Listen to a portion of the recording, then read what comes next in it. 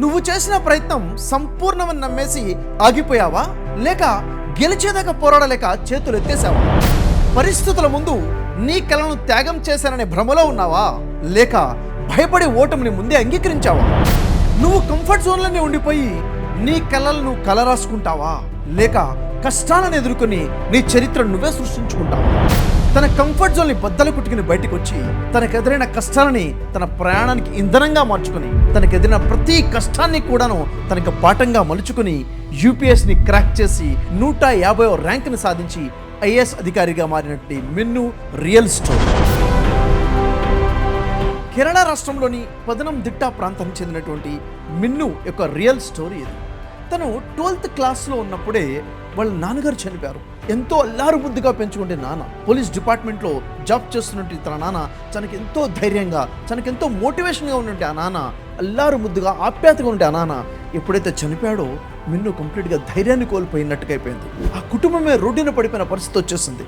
ఈ పరిస్థితుల్లో జీవితం ఏంటి, ఫ్యూచర్ ఏంటి అన్న ప్రశ్నలు వాళ్ళ ముందు వచ్చి నిల్చున్నాయి. ఆ మిన్ను యొక్క నాన్న మిన్ను గురించి చాలా గొప్ప కలే కన్నాడు.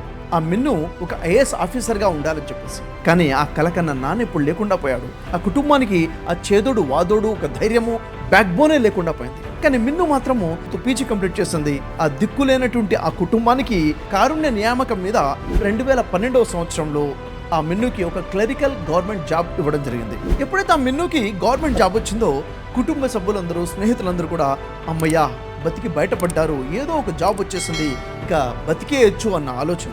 ఆ తర్వాత ఆ అమ్మాయికి మ్యారేజ్ కూడా అయింది. హస్బెండ్కి చక్కటి జాబ్ ఉంది, తనకి గవర్నమెంట్ ఉద్యోగం క్లరికల్ జాబ్ ఉంది, లైఫ్ సెటిల్, ఇంకా ఎలాంటి కష్టమూ లేదు.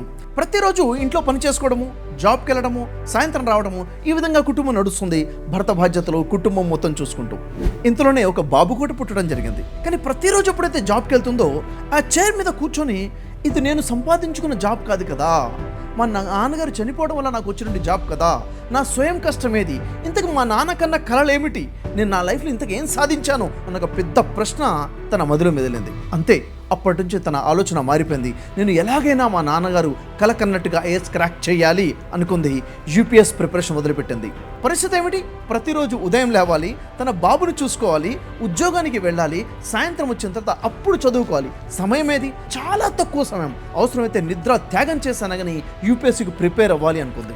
ఎప్పుడైతే మిన్ను ఆ నిర్ణయం తీసుకుందో తనతో పాటు ఉన్న కొలీగ్స్ కానివ్వండి, తన ఫ్రెండ్స్ కానివ్వండి, తన రిలేటివ్స్ కానివ్వండి, నీ వల్ల అవుతుందా, ఈ బాబుతో పాటు నువ్వు చదువుకుంటావా, పెళ్ళైపోయింది కదా, ఆల్రెడీ ఉద్యోగం కూడా ఉంది కదా, అసలు చదవడానికి సమయం ఎక్కడ ఉంది, అనేక ప్రశ్నలు ఒక్కొక్కరిలో ఒక్కో రకంగా ప్రశ్నించడం మొదలుపెట్టారు. కానీ మిన్ను మనసులో మాత్రం లక్ష్యం కనిపిస్తుంది. ఎలాగైనా ఎట్టి పరిస్థితుల్లో అయినా నేను సాధించాలి అనే ఒకే ఒక పట్టుదల. 2015లో మొదటిసారిగా యూపీఎస్సీ అటెంప్ట్ చేసింది, కానీ రిజల్ట్ రాలేదు. 2016లో మళ్ళీ అటెంప్ట్ చేసింది. మిన్ను చేసిన second attempt, third attempt, fourth attempt, fifth attempt, ఈ విధంగా కంటిన్యూస్గా ఫెయిల్యూర్. ఫైనల్గా ఇంటర్వ్యూ స్థాయికి వెళ్ళి కూడాను ఫెయిల్ అయిపోయింది. అనుకున్న గోల్ని రీచ్ అవ్వలేకపోయింది. ఆ టైంలో తనకు చెప్పేవాళ్ళు చెబుతున్నారు, ఎందుకు ఈ కష్టపడుతున్నావు, నీకు అర్థం అవ్వట్లేదా, నువ్వు ఫెయిల్ అవుతున్న విషయం నీకు అర్థం అవ్వట్లేదా, అయినా నీ గవర్నమెంట్ జాబ్ ఉంది కదా, మీ ఆయన కూడా మంచి జాబ్ ఉంది కదా, కంఫర్ట్ జోన్లోనే ఉన్నారు కదా, ఇంకా ఎందుకు అని చెప్పేసి రకరకాల మాటలు వింటుంది. ఎవరు ఎన్ని మాటలు మాట్లాడుతున్నా కానీ తను కంఫర్ట్ జోన్లో ఉండాలని నిర్ణయించుకోలేదు. కంఫర్ట్ జోన్ బద్దలు కొట్టి బయటికి రావాలన్న ఒకే ఒక లక్ష్యం.